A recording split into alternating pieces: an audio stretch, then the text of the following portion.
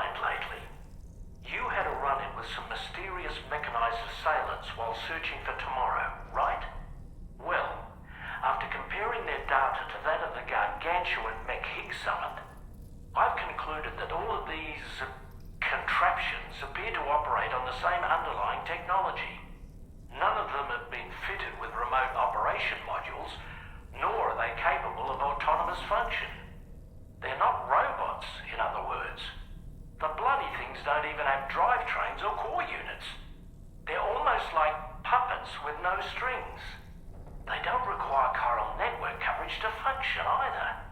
Though I'll be damned if I know how that's possible. It's almost as if they're spirit-driven machines. Ghost mechs, to give them a name. I'd say it's a safe bet that there are more of these things out there. So to ensure that you're prepared to face them, we've added a Ghost Mech archive to the VR Weapons and Combat Training program. Access it to check out the data we've collected regarding these mechs so far. Anyway, next up you'll be disembarking to go and connect Hartman's research facility to the network. He's an old mate of yours, I understand. Once you've made your preparations, access the Dowser's delivery terminal to get underway. Of course, the DHV Magellan can take you directly to the Dowser's shelter if you like. So if that's your preference, go ahead and give us the order to head there.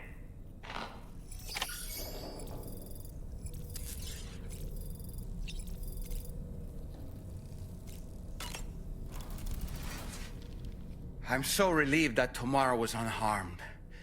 She must have been terribly nervous, trying to brave an unfamiliar world.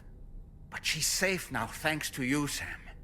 And now we have to show the girl that we're equipped to take care of her. That the DHV Magellan is a place she shouldn't be afraid to return to. A place that she can call home. I was surprised by how effectively Tamara was able to fight those mechs. The way she took advantage of the tar and used her unique abilities against them, it demonstrated impressive improvisational skills. But her capacity to rapidly accelerate the age of any material or enemy she comes into contact with. Oh, I can't help but be a little jealous. But there are other ways I can contribute to your work, and I hope to continue doing so.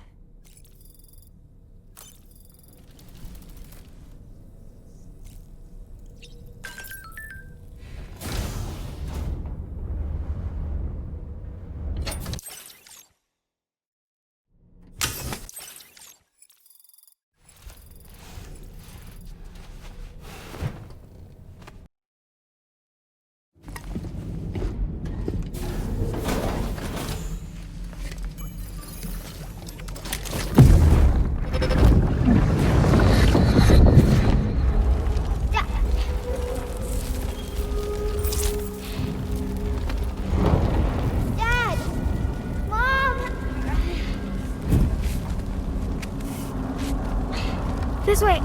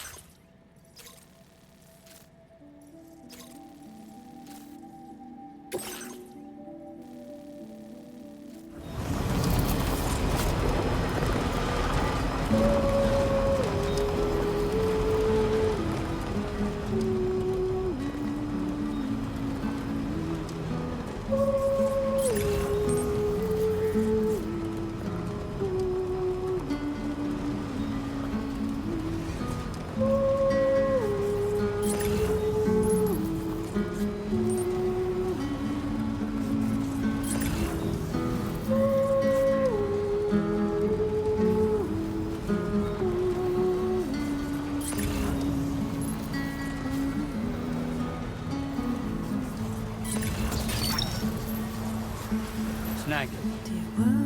Wowzer!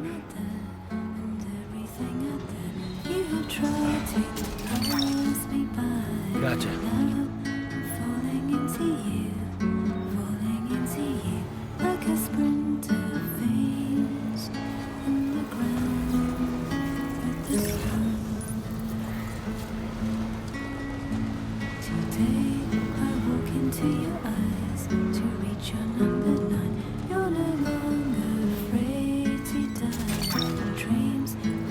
mine.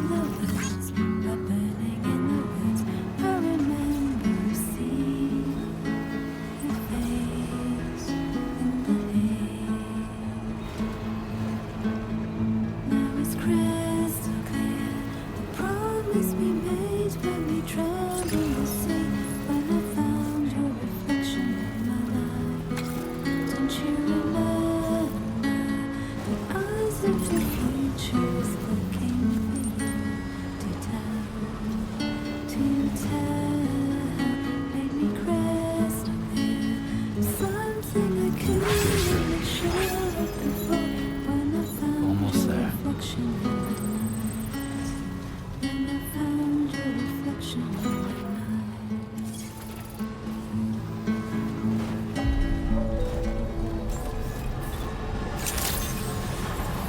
Good evening, Sam. Drawbridge credentials verified. Welcome, Sam. Security measures lifted. Weapons detected. Be advised that usage is restricted inside facility grounds. Access the delivery terminal.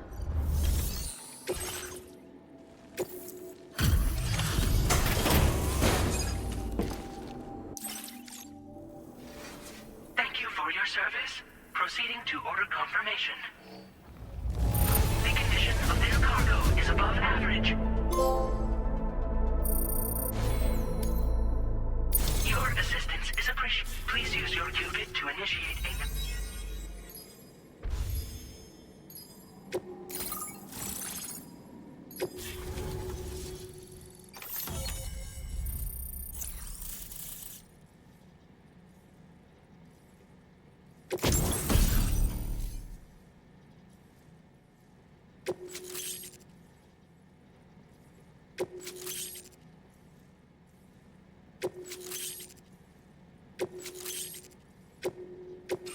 Now displaying your current order grade.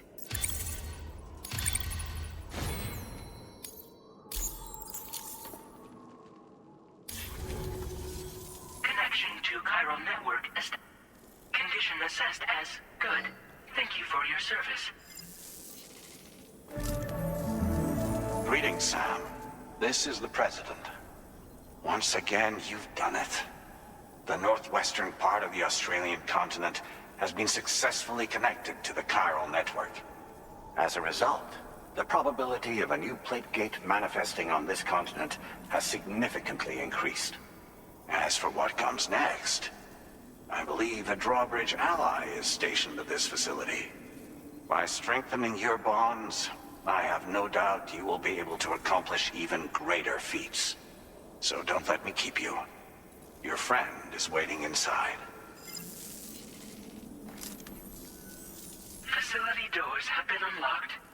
Please use the entrance to proceed into the facility. Order completed. Well, credentials verified. Welcome, Sam.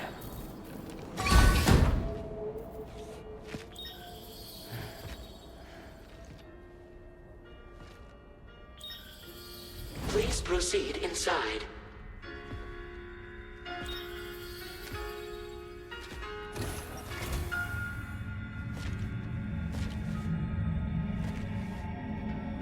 Administering shock. Stand clear.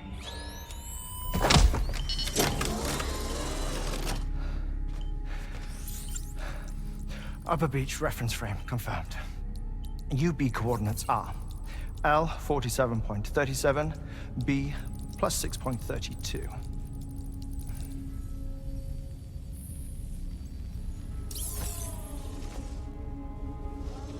Hartman?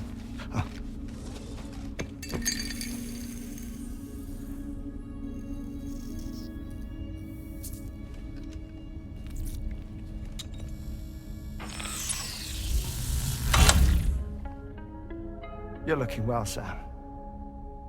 Thank you for coming. Oh. It's been a while.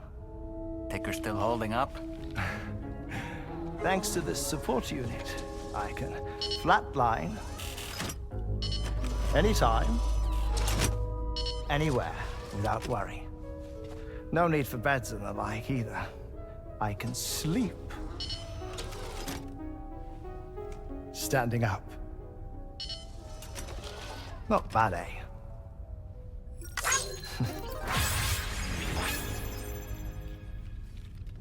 Still looking for him, huh?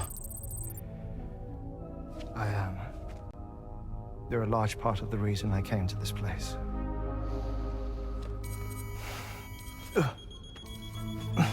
You okay?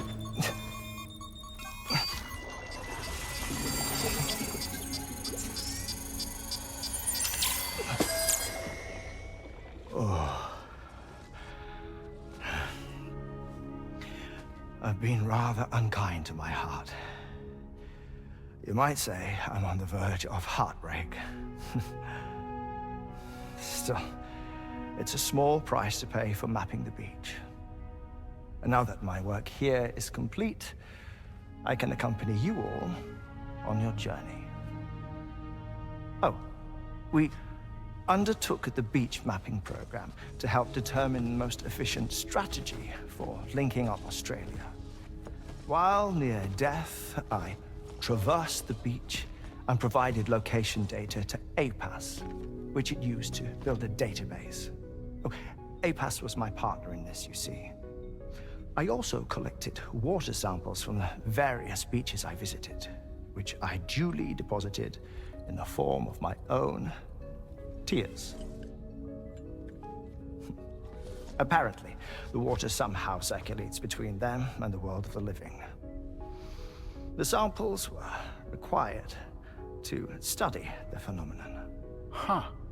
This is the first I've heard of it. I didn't think this was your field. Oh, it isn't. Far from it. I collected the samples for the benefit of a collaborator. In the process, I placed a greater strain on my heart. But it's nothing to worry about. Like it or not, they all wear out sooner or later. You sure you're okay?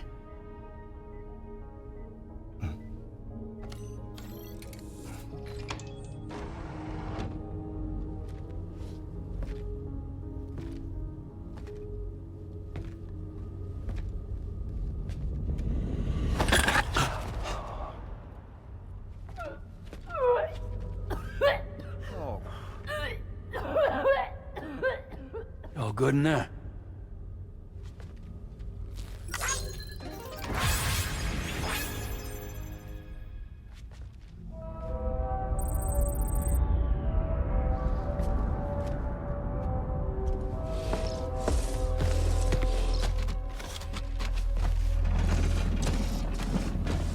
Is that all you're gonna take? Yes.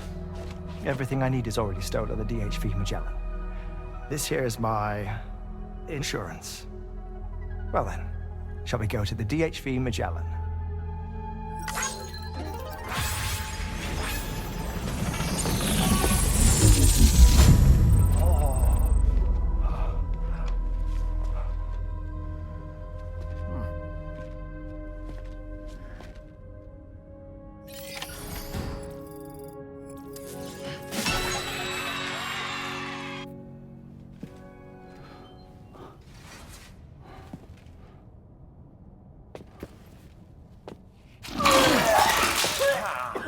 Whoa. Please take good care of him, okay?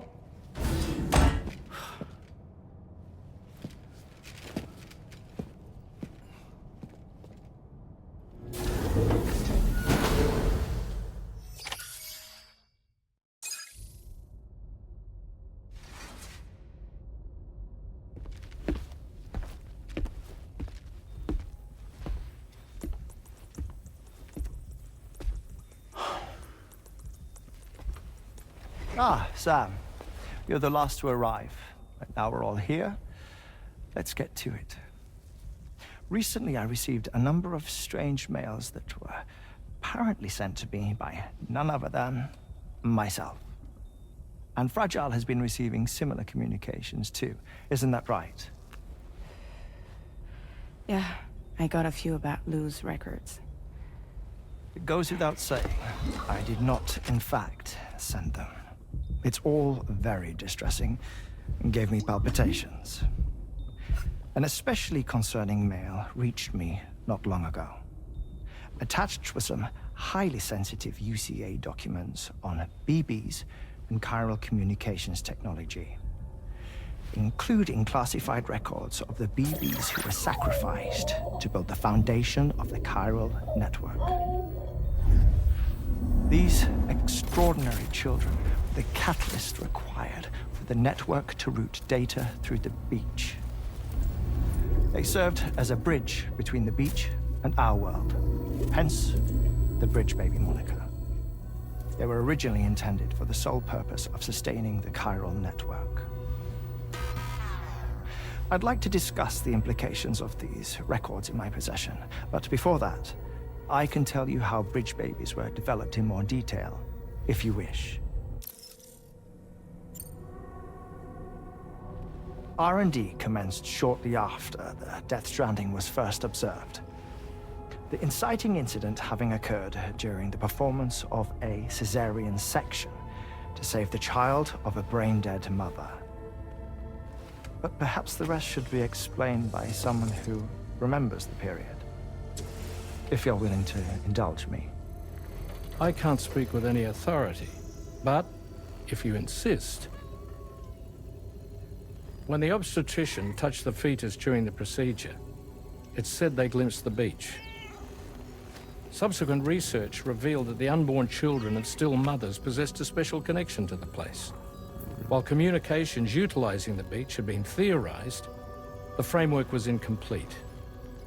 These children proved to be the missing link. Afterwards, development of the chiral network began in earnest, or so I'm told. Wait, I have a question. By all means. What about when I was putting Mexico on the grid? Or my work in Australia? Have I been condemning kids this whole time? Worry not, Sam. The new Cupid model does not require a human catalyst. You can be assured of that.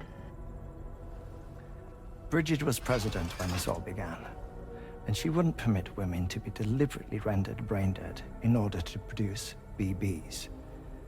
But the Bridges researchers were not deterred, and they pressed on with their plan in spite of the president's misgivings. To secure test subjects, it seems Bridges smuggled pregnant women into the country from Mexico, among other places. Consequently, they were able to produce the BBs needed to make the chiral network a reality. And 4 years ago, the first Bridges expedition embarked on their journey. This is what I received from the sacrificial BBs. Including backups, a total of 10 units were prepped for integration, but only 9 were used to lay the foundations of the North American network. I attempted to ascertain the whereabouts of the 10th, to no avail. But as drawbridge, we should have a higher security clearance than me personally. Just to be prudent, would you mind running a search?